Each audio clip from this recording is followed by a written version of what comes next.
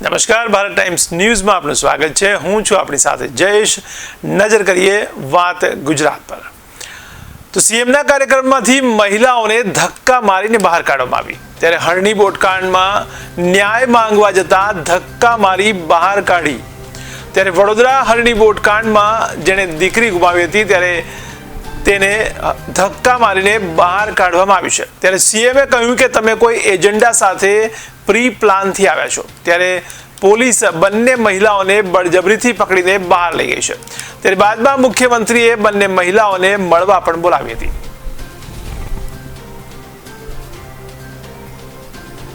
ત્યારે સીએમના કાર્યક્રમમાં ન્યાય માંગવા જતા ધક્કા મારીને બહાર કાઢવામાં આવ્યું છે।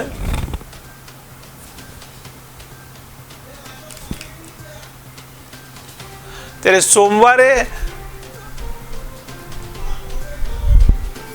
સીએમના કાર્યક્રમમાંથી મહિલાઓને ધક્કા મારીને બહાર કાઢવામાં આવ્યું છે। ત્યારે સીએમના કાર્યક્રમમાં પોતાનું જ્યારે ભાષણ આપી રહ્યા હતા ત્યાં અચાનક જ હરણી બોટકાંડની બે મહિલા બોલવા માંડી હતી અને 1.5 વર્ષથી મળવા માંગીએ છીએ છતાં કોઈ મળવા દેતું નથી તેમ તેમણે કહ્યું હતું। ત્યારે સીએમએ જણાવ્યું કે તમે કોઈ એજન્ડા સાથે પ્રી પ્લાનથી આવ્યા છો, મને મળીને જ જજો।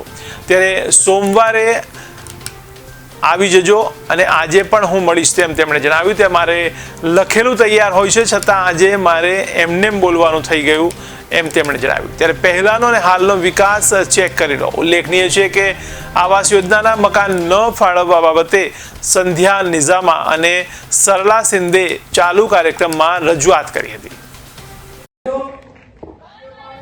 સ્પેશિયલ એજન્ડાથી આવ્યા છો કે તો બેસી જાવ, અત્યારે મને મળો શાંતિથી। મને સ્પેશિયલ એજન્ડાથી તમે આવ્યા છો કે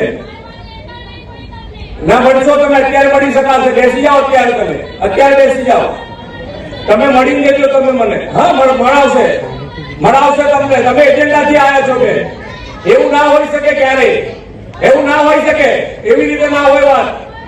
તમે મળી લેજો તમે મને।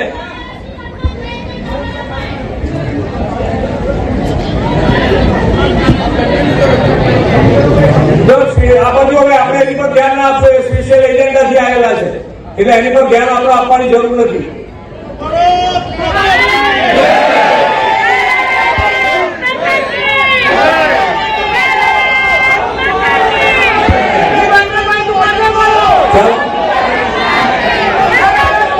ભારત માતા કી ચાલો, કોઈ પણ મુશ્કેલી હોય તો સોમવારે આપણે કોઈને રોકતા નથી।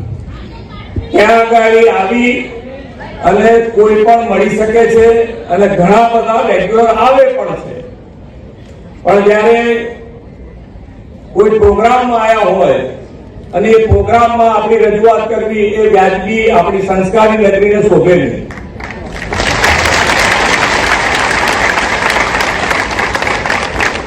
અને આની અંદરથી જ આપણે બહાર નીકળવું છે કે ભાઈ આવી પદ્ધતિઓ કે જે તમારા વિકાસના જુસ્સા સાથે કામ કરવાની જે પદ્ધતિ છે એમાં કોઈ ને કોઈ કારણસર આવું ક્યાંક ને ક્યાંક કારણ બની જાય તો તમારો જુસ્સો ન તૂટવો જોઈએ।